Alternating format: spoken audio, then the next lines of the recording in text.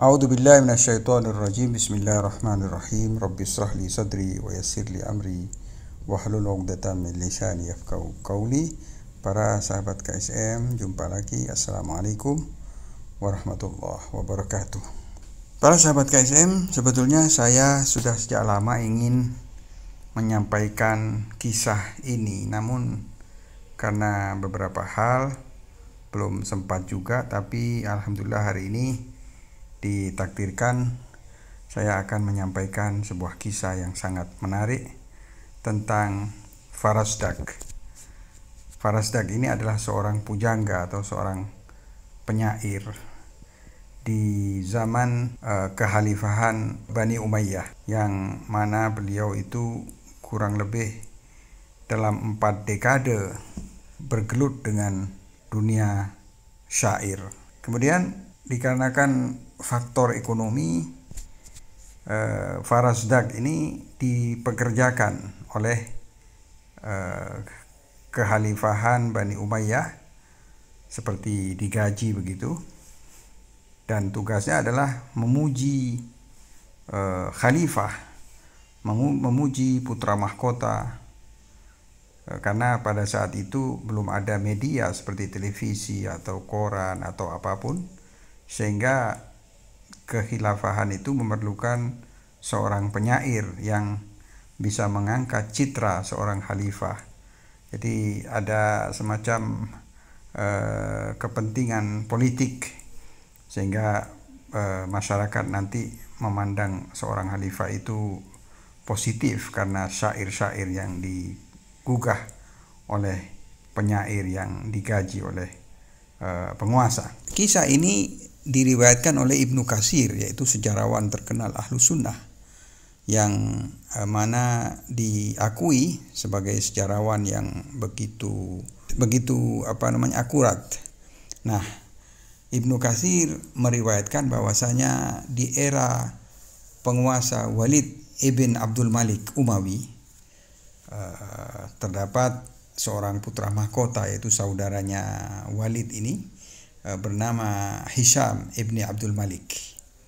Nah, kebetulan Hisham ibni Abdul Malik itu bermaksud untuk menunaikan haji pada tahun itu.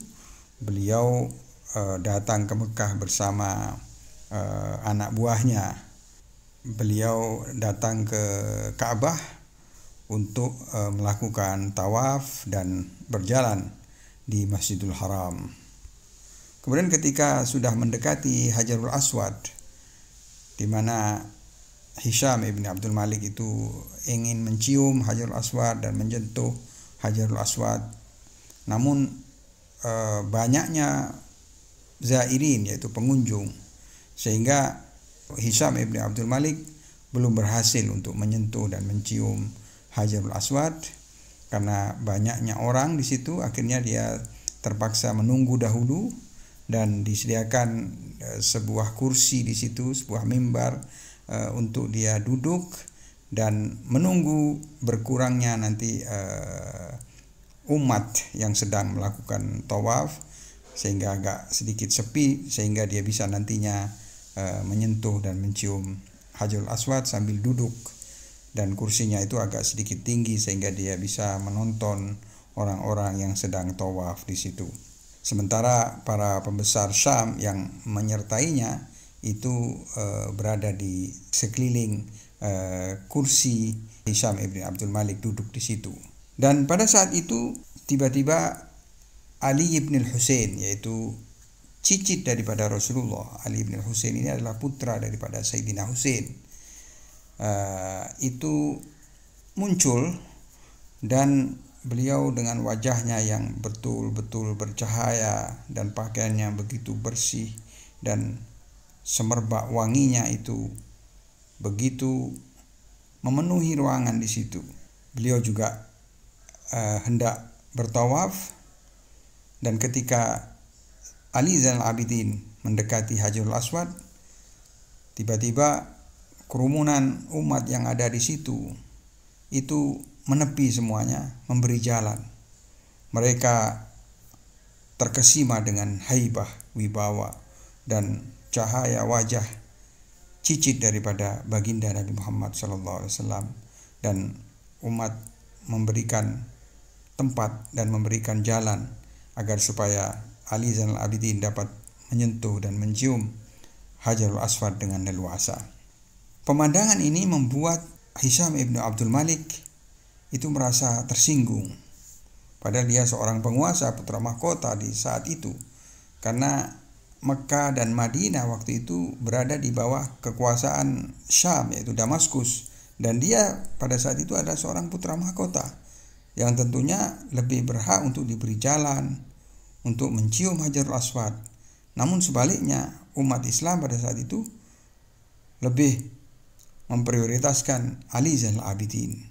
Rasa iri dan dengki tersebut telah membuat dia tersinggung dan membakar jiwanya. Kemudian saat itu salah seorang dari pembesar Sam yang mengikutinya, yang berada di sebelahnya itu bertanya dengan begitu rasa heran, siapakah ini sehingga masyarakat begitu menghormati dan memuliakannya, memberi tempat kepada orang ini untuk mencium Hajarul Aswad. Dia bertanya kepada Hisham ibn Abdul Malik. Walaupun Hisham mengenali siapa Imam Ali Zainal Abidin, tapi dikarenakan rasa dengki dan dia khawatir nantinya kroni-kroninya itu bisa condong kepada Ali Zainal Abidin dan terpengaruh dengan kedudukan dan ucapan Ali Zainal Abidin, dia pura-pura tidak tahu. Dia menjawab, "Aku tidak tahu, aku tidak kenal," katanya.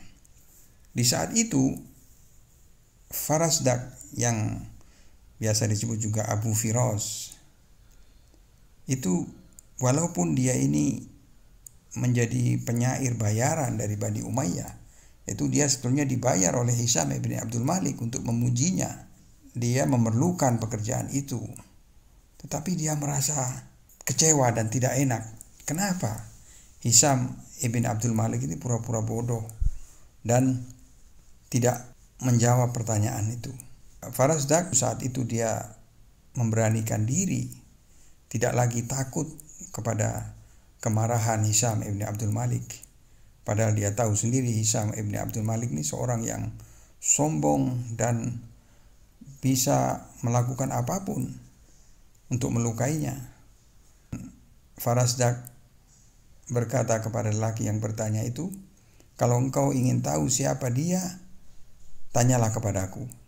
Aku kenal baik dengan dia." Di saat itulah Abu Firas atau Farasdak yang begitu kecewa dengan Hisham ibn Abdul Malik dan pura-pura tidak kenal dengan Al-Imam Ali Zainal Abidin, dia jiwanya bangkit, rasa beraninya muncul. Bahkan dia sudah lupa resiko nantinya bagaimana dia setelah memuji Ali Zainal Abidin, padahal dia itu adalah penyair bayaran Bani Umayyah. Lalu dia dengan berani berkata kepada lelaki Syam yang bertanya itu. Kemudian Farasdak menyampaikan syair dalam keadaan jiwanya dipenuhi dengan keimanan dan jiwanya sedang membumbung tinggi akan keimanan dan ketakwaan. Dia menyampaikan sebuah syair yang fenomenal, yang lahir daripada intuisinya yang bangkit.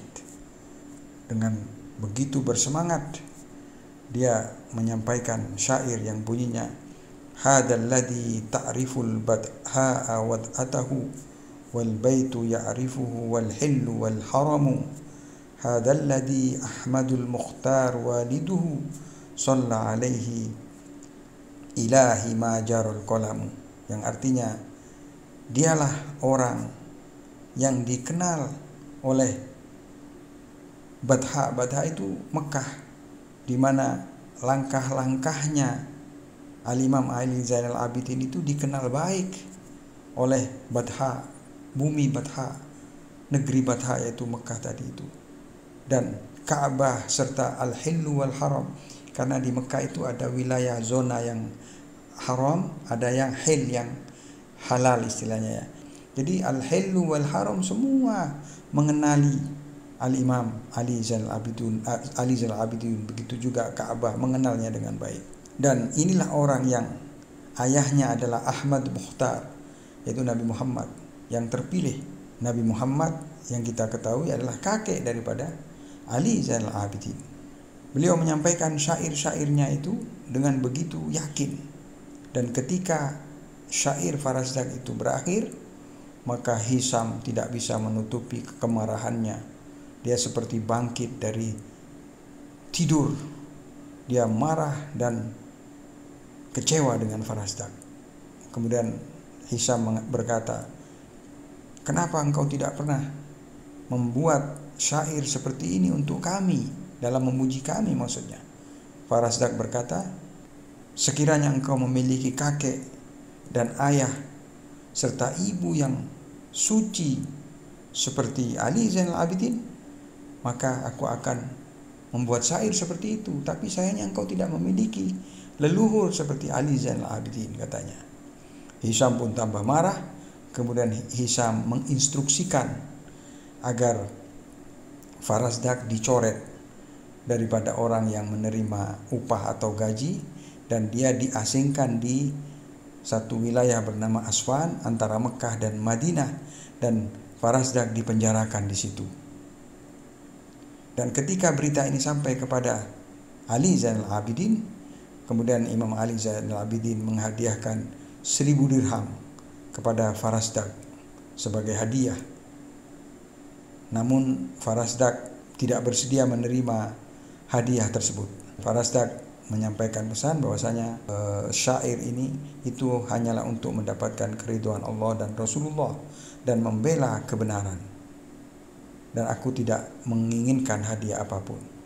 Tetapi Imam Ali Zainal Abidin kembali mengutus seseorang untuk memberikan hadiah tersebut, dikarenakan Imam Ali Zainal Abidin berkata, "Kami Ahlul Bait ketika memberikan sesuatu maka kami tidak akan menerima kembali." Saya akan bacakan syairnya yang cukup panjang, tapi tidak apa, kita demi mendapatkan berkah daripada Ali Zainal Abidin, saya bacakan. "Hadzal ladzi ta'riful badha wad'atahu wal baitu ya'rifuhu wal hillu wal haramu. Hadza ibnu khairi ibadillahi kullihim. Hadza taqiyun naqiyu tahirul alamu." Katanya, hadza ibnu khairi ibadillah. Inilah putra daripada hamba yang terbaik di seluruh alam semesta. Hadza taqi, inilah orang yang bertakwa. An-naqi, yang bersih. At-tahirul alam. Hadza ibnu Fatimah, inilah putra daripada Fatimah. In kunta jahilahu, apabila engkau belum mengenalnya. Bijaddihi anbiya'ullahi qad kutimu, dengan kakeknya, maksudnya dengan Nabi Muhammad, maka para anbiya, silsilah para anbiya itu berakhir kepada kakeknya, itu Nabi Muhammad SAW. Walaisa qauluka man hada bidairihi, ucapanmu yang merasa tidak kenal, berpura-pura tidak kenal, itu tidak merugikan Ali Zainal Abidin, karena al-Arab ta'rif, orang Arab itu semua tahu, mengenalnya. Man ankarta wal ajamu, orang yang engkau pura-pura tidak kenal itu sudah dikenal oleh orang Arab dan juga al-ajam. Kilta yadaihi giyasun amma naf'uhuma, karena Imam Ali Zainal Abidin ini orang yang dermawan, kedua tangannya selalu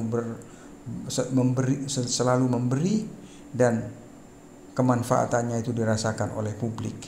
Tastu kafanin wala ya'ruhuma adamu, sahlul khaliqa la tahsa biwadirihi, yazinu usnanu husnul hulki wasyami, hammalu anfalin akwamun idaftadahu, hulwu syama'il tahlu indahu na'amu, ma qala la qad illa fi tasyahudihi, laula tasyahud kanat la'uhu na'am. Jadi saking dermawannya Imam Ali Zainal Abidin ini tidak pernah menolak apabila ada orang meminta bantuan. Selalu berkata na'am, iya. Tidak pernah menolak orang yang meminta bantuan apapun. Dia hanya bila la, mengatakan la, tidak, itu ketika tasyahud. Asyhadu an la ilaha illallah, tidak ada Tuhan selain Allah. Tapi selain itu Imam Ali Zainal Abidin selalu menyanggupi apabila ada orang meminta bantuan, tidak pernah berkata tidak. ammal bariyah bil ihsani fanqasha'at anhal ghayahibi wal amlak wal adamu idza ra'athu quraisyun qala qailuha ila makarimi hada yantahil karamu. Sampai-sampai orang Quraisy itu ketika melihat atau berjumpa dengan Imam Ali Zainal Abidin, maka mereka berkata, kemuliaan yang ada ini akan berujung kepada Ali Zainal Abidin, katanya. Yuqda hayaan wa yuqda min mahabatihi fama yukallimu illa hina yabtasimu. Ketika Imam Ali Zainal Abidin berbicara itu selalu tersenyum, tidak pernah merengut. Selalu wajahnya ceria, menunjukkan senyumnya. Bikafihi zuran rayuhu abakun. Jadi beliau ini memegang tongkat, di mana tongkatnya itu menyerbakkan aroma wangi. Alhasil syairnya cukup panjang. Jadi syair ini dibaca oleh Farazdak sehingga membuat Hisham ibnu Abdul Malik yang menggaji Farazdak itu jadi marah dan terbakar oleh api kedengkian. Akhirnya Hisham mengasingkan Farazdak ini ke satu daerah namanya Aswan yang terletak antara Mekah dan Madinah sebagai hukuman, dan juga memberhentikan gaji yang biasanya diberikan kepada Farazdak karena Farazdak sudah memuji Ali Zainal Abidin dan Hisham menghukumnya. Ikhwani wa akhwati sekalian, demikianlah kisah daripada Farazdak. Semoga kita mendapatkan pelajaran daripada kisah ini dan bertambah pula kecintaan kita kepada Ahlul Bait Nabi Muhammad SAW. Semoga kita kelak kita mendapatkan syafaat daripada Ahlul Bait Rasulullah SAW. Akhirul kalam, wabillahi taufiq wal hidayah. Wassalamualaikum warahmatullahi wabarakatuh. هذا الذي تعرف البتحاء وتأته والبيت يعرفه والحل والحرم